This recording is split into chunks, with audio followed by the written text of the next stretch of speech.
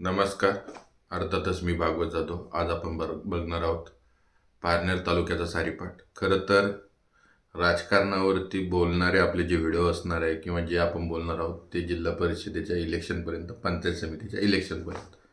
त्याच्यानंतर पारनेर तालुक्याच्या गावांबद्दल आपण बोलायला सुरुवात करणार आहोत. त्या गावांची एक वेगळी माहिती, त्या गावांचा इतिहास सांगण्याचा आपण प्रयत्न करणार आहोत. याचं कारण म्हणजे पारनेर तालुक्याची राजकारणातील पातळी जी आहे विरोध करण्याची, ती पूर्ण घसरलेली आहे. आणि अशा वेळेस मी माझ्या वैयक्तिक आयुष्यात निश्चितपणे आपण आज पारनेर तालुक्याच्या पलीकडे जाण्याचा आपला प्रयत्न आहे, मानस आहे. आता जी काही इच्छा असेल त्यानुसार आपलं होईल. परंतु आपण पारनेर तालुक्याच्या जीवावरती 29,000 सबस्क्रायबरचा टप्पा गाठला होता. आणि त्याच्यानंतर आपण असं ठरवलं होतं की महाराष्ट्राच्या राजकारणावरती पुरेपूर बोलायचं आणि त्याचबरोबर पारनेर तालुक्याचा सारीपाट हा कायम ठेवायचा. परंतु राजकारणातली, राजकीय लोकांबद्दलची बोलण्याची मानसिकता किंवा राजकीय पातळी ज्यावेळेस घसरते त्यावेळेस मी एक गोष्ट निश्चितपणे ठरवली आहे की माझ्या तालुक्यातील कोणत्याही नेत्याबद्दल मी माझ्या चॅनलवरून कधी कमरेखाली वार करणार नाही.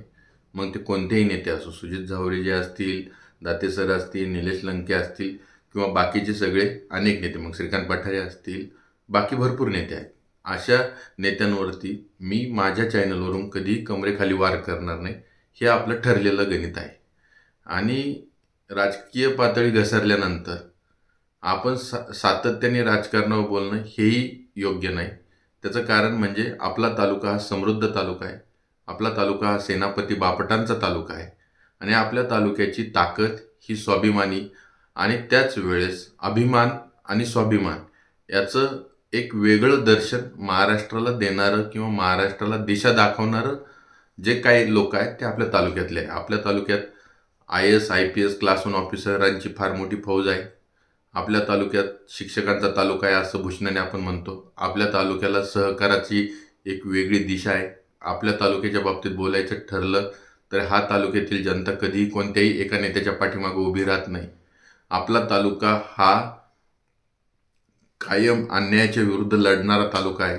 कम्युनिस्टांचा विचार आहे, शेतकऱ्यांचा विचार आहे, शाहू फुले आंबेडकरांचा विचार आहे आणि त्याच वेळेस संघटनेचा, शिवसेनेसारख्या संघटनेचा सुद्धा विचार आहे. इतक्या विचारांचा साठा असणाऱ्या तालुक्यात राजकारणाची पातळी घसरणं हे शुभ संकेत नाही आहे. आता आपण येऊ पारनेर तालुक्याचा जो सारीपाट आपण जो घेतोय त्याच्याकडे.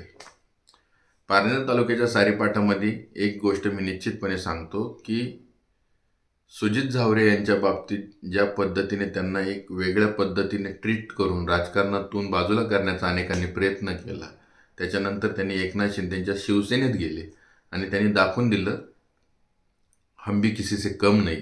ज्या पद्धतीने जनता त्यांच्या पाठीमागे उभी राहिली आणि जनतेने भरभरून सुजित झावरे यांना आशीर्वाद दिला आणि त्यांचं एक प्रकारे कॉन्फिडन्स, एक प्रकारे त्यांचं आत्मबल, मनोबल वाढवलं. आणि आत्मबल, मनोबल वाढवल्यानंतर एकनाथ शिंदेंनी त्यांना दिलेली साथ आणि त्याच्यानंतर पारनेर तालुक्याच्या राजकारणात सुजित झावरे हे आमदारकीचे एक दावेदार झाले किंवा आमदारकीसाठीचं त्यांची ताकद वाढत चालली. आता हे ज्यावेळेस मी तुम्हाला सांगतो त्यावेळेस मी आणखीन एक गोष्ट सांगतो की सुजित झावरे यांच्या पाठीमागं फक्त जनता, जनार्दन हाच एक विचार घेऊन त्यांना पुढे जावं लागणार आहे. त्यांच्या वडिलांचं जर तुम्ही राजकारण बघितलं तर ते ना कधी थोरात गटाचे होते ना कधी विखे गटाचे होते. त्यांनी नेहमी पारनेर तालुक्याच्या जनतेलाच आपलं बलस्थान मानलं आणि त्याच्यावरती त्यांनी आमदारकी विजय केली किंवा आमदारकी त्यांनी मिळवली. आता हे मी ज्यावेळेस तुम्हाला सांगतोय त्यावेळेस सांगण्याचे तात्पर्य असे आहे की विखे गट हा जरी पारनेर तालुक्यात सायलेंट वाटत असला तरी त्या गटाची सुद्धा एक वेगळी ताकद आहे आणि त्यांचे काही जे नेते आहेत ते सुद्धा जिल्हा परिषदेमध्ये आपली ताकद आजमावणार आहे. आणि जर त्यांच्यातून जे काही विजयी उमेदवार होतील ते आमदारकीसाठीचे पुढचे दावेदार असणार आहे. दुसरीकडं दाते सरांच्या बाबतीत बोलायचं ठरलं तर दाते सर हे संयमी, मुरबी राजकारणी आहेत. परंतु काही गोष्टी अशा असतात की त्या गोष्टी तुम्हाला कन्सिडर करावं लागतात आणि त्याच्यानंतर त्यांच्याबद्दल बोलावं लागतं. एक गोष्ट म्हणजे वैयक्तिक दाते सरांची छबी ही नेहमी संयमी छबी ह्या पारनेर तालुक्याला वाटते किंवा पारनेर तालुक्याने बघितलेलं आहे. शून्यातून विश्व निर्माण करणारे हे व्यक्तिमत्व आहे. मग ते उद्योगधंद्यांमध्ये असेल, राजकारणामध्ये असेल. आणि त्याच वेळेस दाते सरांची आणखीन एक चांगली गोष्ट जर तुम्हाला जाणून घ्यायची असेल तर दाते सरांनी वसंतराव झावरे साहेबांबरोबर काम केलं, जे विजय आवटी आमदार होते त्यांच्याबरोबर काम केलं आणि त्याच्यानंतर त्यांना मिळालेली ही आमदारकी आहे. त्यामुळं पारनेर तालुक्यामध्ये त्यांनी जी ट्रान्सपरन्सी बघितली आहे किंवा जनतेमधला जो ओघ असतो, तो ओघ म्हणजे हा वेगळा शब्द आहे. जनतेमधली एक आपण असं म्हणू की जनतेच्या मनात काय आहे किंवा जनतेला कोणत्या प्रश्नांबद्दल आत्मीयता आहे याची जाण असणार हे व्यक्तिमत्व आहे.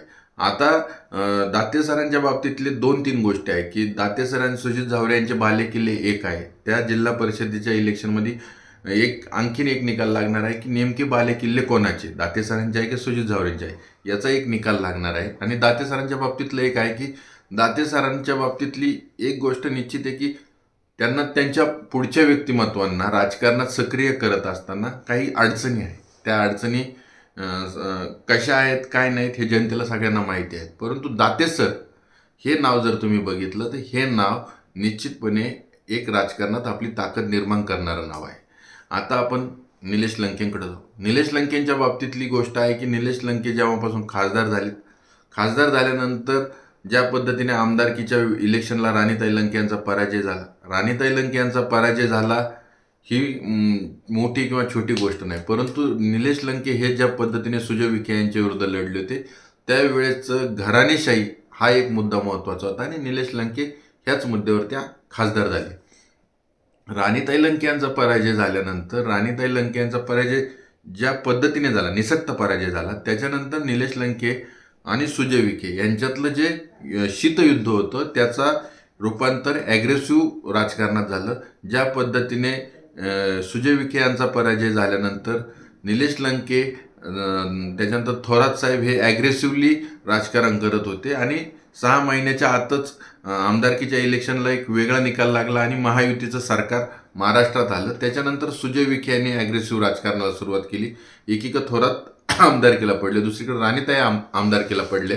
संगमनेरमधून थोरात आमदारकीला पडले आणि पारनेर नगर जो भाग आहे त्याच्यातून राणीताई लंके पराजित झाले. त्याच्यानंतर मात्र हळूहळू निलेश लंकेंची पारनेर तालुक्यातली ताकद कशा पद्धतीने कमी करता येईल याच्यामध्ये सुजय विखे यांनी घेतलेला इंटरेस्ट, सुजय विखेंना एक प्रकारे विखे गटाची आणि त्याच वेळेस काही काळ निलेश लंकेचे जवळचे असणारे जे नेतृत्वातले लोक होते ते असा एक मॉडेल तयार झालं आणि ते मॉडेल अतिशय ॲग्रेसिव्हली राजकारण करतं. आता हे राजकारण करत असताना ज्यावेळेस ते खासदार आहे आणि आमदारकीच्या बाबतीतलं त्यांचं जे पारनेर तालुक्याची पकड असायची, दररोजचे भेटीगाठी असायच्या, यातला झालेला दुराणू आणि त्याच वेळेस जे लोक लाभार्थी असतात त्या लोकांनी फिरवलेली पाठ, याच्यानंतर मात्र निलेश लंके यांची पारनेर तालुक्यातली ताकद किती आहे आणि त्यांच्याबरोबर जनता किती पाठीमागं उभी आहे याचा जो निकाल लागणार आहे तो ह्या जिल्हा परिषदेला लागणार आहे. त्यांच्या होम ग्राउंडवरती सुद्धा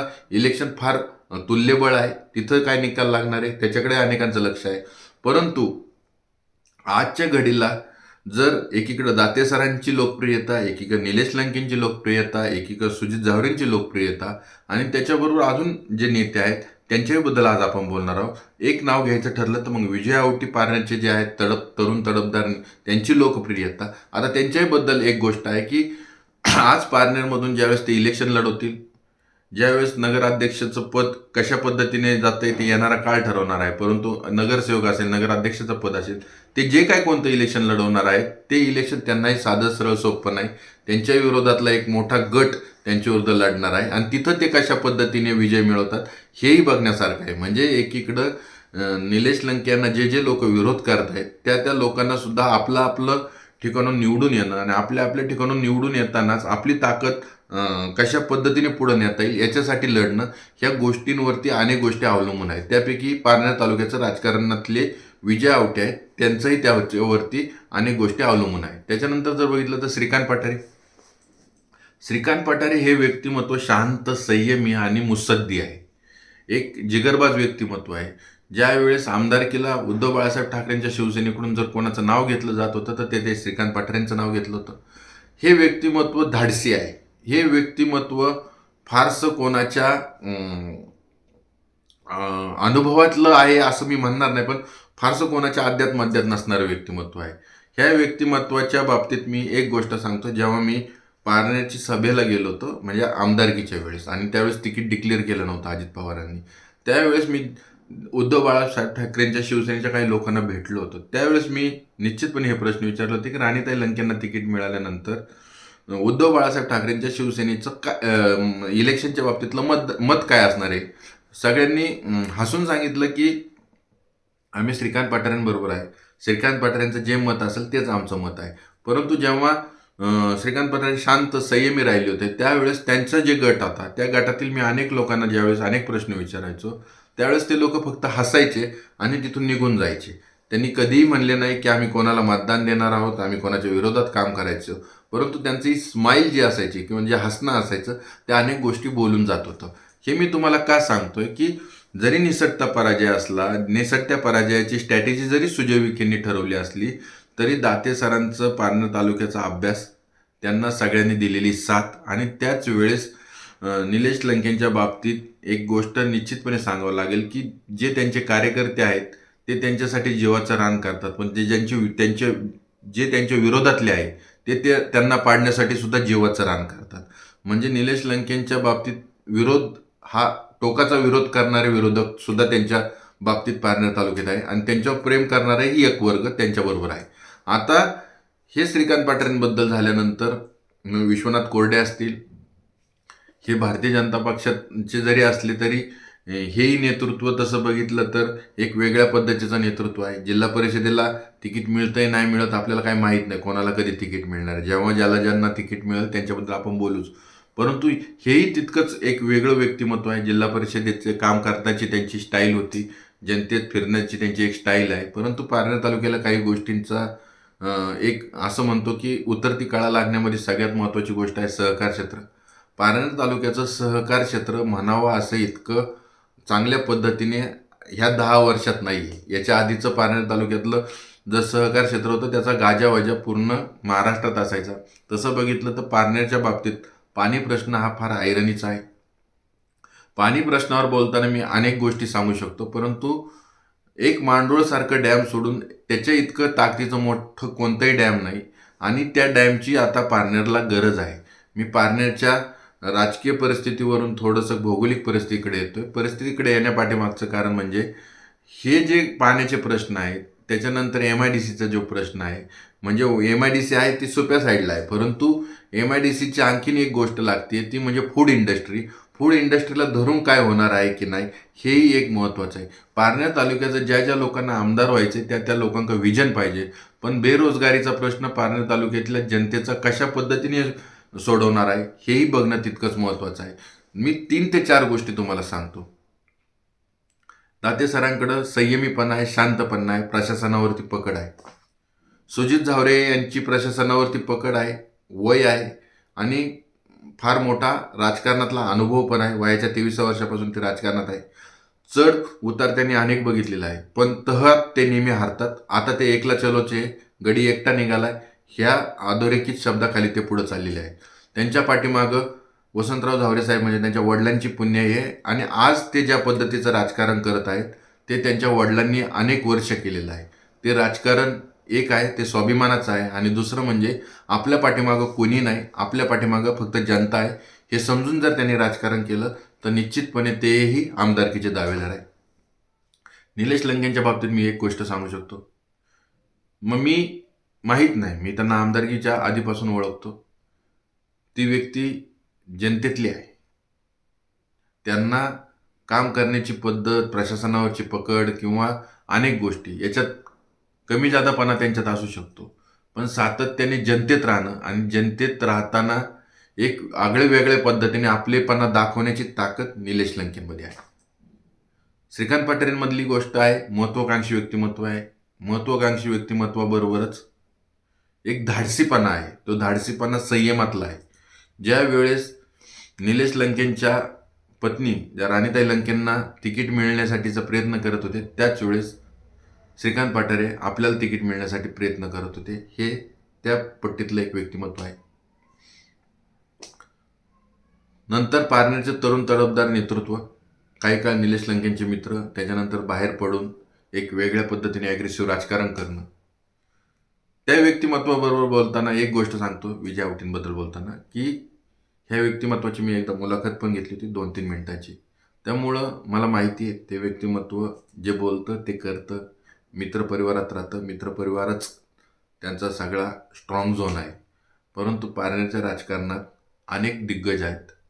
ते दिग्गज कोणाकोणाबरोबर जाणार आहे हे आपल्याला सांगता येणार नाही. काही त्यांच्याबरोबर राहतील, काही निलेश लंकेंका जातील, काही सुजित झावरेंका जातील, काही उद्धव बाळासाहेब ठाकरेंच्या शिवसेनेबरोबर राहतील. आणि विजय आवटींसाठी सगळ्यात महत्त्वाची गोष्ट आहे की आपला बालेकिल्ला टिकवणं. ते कशा पद्धतीने टिकवणार आहे त्याच्यानंतरच त्यांचा पारनेर तालुक्याच्या राजकारणातला मोठा प्रवेश म्हणजे आमदारकी बाबतीतला विचार केला जाणार आहे. आता हे सांगत असताना विखे गटाचे अनेक लोक आहेत, मी कोणाचंही नाव घेणार नाही. ते लोक त्यांची त्यांची जिल्हा परिषद कशा पद्धतीने जिंकतायत हारतायत ते येणारा काळ ठरवणार आहे.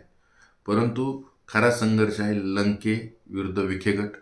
हा संघर्ष इतका टोकाचा आणि इतका महत्त्वाच्या टप्प्यावरती पारनेर तालुक्यात आहे की विखेंना आपले बालेकिल्ले टिकवता येणार आहे का, म्हणजे विखेंना म्हणण्यापेक्षा लंकेंना आपले बालेकिल्ले टिकवता येणार आहे की विखे गट विजय होणार आहे, हा येणारा काळ ठरवणार आहे. हे सगळं मी गुंफन तुमच्यासमोर पारनेर तालुक्याचं चित्र उभं करत असताना नगरचे काही गावं जोडलेले आहेत. आणि जेव्हा पारनेर तालुक्यातले अनेक लोक उभे राहतील त्यावेळेस नगरची व्यक्ती जर एक दोन मी म्हणणार नाही एकमेव उभी राहिली तर तीही व्यक्ती निवडून येऊ शकते. संदेश कारल्यांच्या बाबतीत तुम्ही बघितलं असाल की अपक्ष असून सुद्धा अतिशय चांगल्या पद्धतीने त्यांनी मतदान मिळवलं होतं आमदारकीला. आता जिल्हा परिषदेला त्यांच्या बाबतीत काय घडणार आहे, ते निवडून येणार आहे की पराजित होणार आहे, येणारा काळ ठरवणार आहे. परंतु ते जर जिंकून आले आणि नगरच्या राजकारणातील एकमेव व्यक्ती जर उभी राहिली ना, पारनेरच्या तालुक्यातून जर 4 ते 5 लोक उभे राहिले तर निश्चितपणे त्यांचाही विचार विजयाच्या दृष्टीनेच केला जाणार आहे.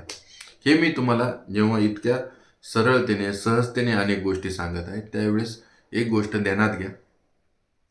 आज पारनेर तालुक्याच्या राजकारणाची स्थिती आणि पारनेर तालुक्याचं राजकारण याची जर लेवल तुम्ही म्हणसाल तर ती जी आधीच्या नेत्यांनी जी राखली होती ती आज नाही आहे. ही वस्तुस्थिती आहे. याचे काय कारणं आहेत काय नाही मला माहीत नाही. मी अतिशय सरळ सोपा विचार करतो, तो म्हणजे माझ्या तालुक्याची समृद्धी, माझ्या तालुक्याचा विकास आणि माझ्या तालुक्याच्या चांगल्या गोष्टी मी जनतेसमोर कशा मांडू, हा माझा स्वतःचा सरळ सहज विचार असतो. त्या दृष्टीनेच मी माझ्या तालुक्याबद्दलची माहिती सांगत असतो. आणि त्याच्याही पलीकडे जाऊन मी तुम्हाला सांगतो की आपल्या तालुक्यात सेनापती बापटांपासूनचा इतिहास आहे. आपल्या तालुक्यात गावागावांचा एक वेगळा इतिहास आहे. आपल्या तालुक्यात पळशी गाव आहे, त्याचा एक इतिहास वेगळा आहे. आपल्या तालुक्यात अनेक गावं आहेत ज्यांचे वेगवेगळे इतिहास आहे. ते इतिहास येणाऱ्या काळात जिल्हा परिषदेच्या निवडणुकीनंतर मी सांगणार आहे. मी कधीही हा विचार करत नाही की माझा चॅनल किती लोक बघतात, माझा चॅनल किती लोक सबस्क्राईब करतात, हा विचार माझ्या मनात नसतो. त्याचं कारण म्हणजे मी जे बोलतो ते माझ्या तालुक्याच्या भल्याचं आहे का, हा मी विचार करून बोलतो. तुर्तास धन्यवाद.